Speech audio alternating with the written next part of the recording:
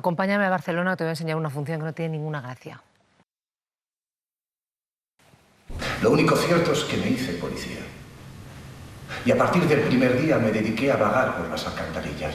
Es un gran placer que nos cuenten un cuento, y es que esto es El policía de las ratas, un cuento de Roberto Bolaño trasladado a escena tal cual, sin ceder casi nada a la teatralidad. Te voy a atar las patas y el hocico y te llevaré a comisaría. Bolaño arrastra legiones de adictos a su literatura, aunque su difusión y reconocimiento le llegaron tras su temprana muerte. Tiene una riqueza brutal.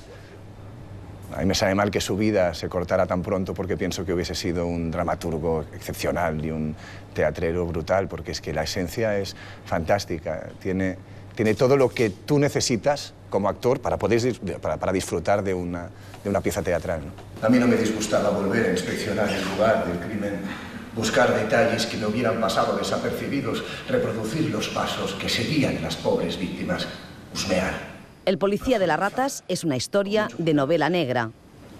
Hay los elementos típicos de la novela policíaca, pero al mismo tiempo lo que acompaña siempre a estos personajes, que son una soledad, una tristeza, un sentirse indefensos y al mismo tiempo tener que luchar para mejorar el mundo sin que los habitantes de tu alrededor se den cuenta de ello, ¿no?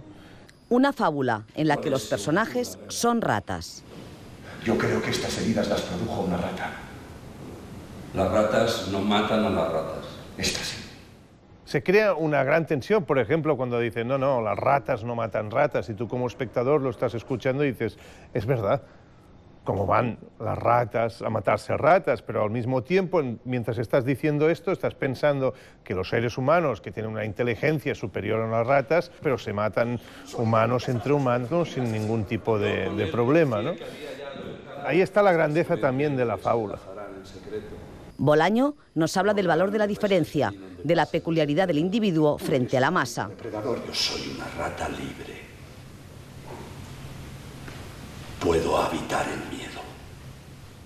En este momento en que parece que lo popular, lo fácil, lo agradable, lo que puede gustar a todo es lo que tiene que ser programado o apoyado, nosotros levantamos a través de la palabra de Bolaño un grito diciendo no, tiene que haber espacio para todos y sobre todo en lo público. Ya es demasiado tarde para todo.